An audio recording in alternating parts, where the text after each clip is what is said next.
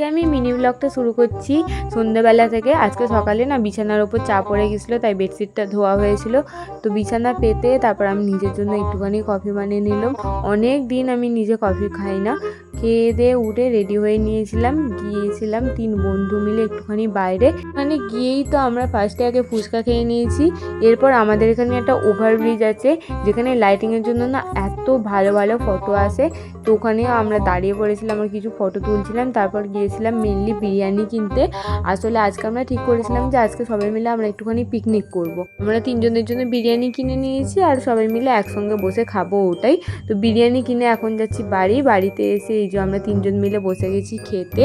খেয়ে দিয়ে উঠে গল্প করছিলাম। বিরিয়ানি খেয়ে উঠে আমি আবার ওদেরকে একটুখানি ঠেকুয়া খেতে দিলাম। আমি কিন্তু বিরিয়ানি নয়, কিন্তু আমার একটা বন্ধু আমাকে ঠেকুয়া দিয়েছে। আমাদের বাড়িতে অনেক ছিল, তাই ওদেরকেও দিলাম। ওরা খেয়ে বাড়ি চলে গেল। এখানে আমি চেঞ্জ করে নিয়েছি, আর চেঞ্জ করে কালকের জন্য আমার একটু পড়াশোনা বাকি ছিল, তো সেটাই করতে বসে গেলাম। প্রতিদিন রাত্রিরে ঘুমানোর আগে আমি এই বইটা পড়ি। এই বইটা পড়লেই আমার পুরো চোখ বন্ধ হয়ে আসে ঘুমে। ওই জন্য এই বইটা পড়ে তারপর আমি একটুখানি আমার স্কিন কেয়ারও করে নিলাম। স্কিন কেয়ার করার পর আমি একটুখানি চুলটা বিনুনি করে নিলাম, যাতে বেশি না জট পাকায় সকালে উঠে।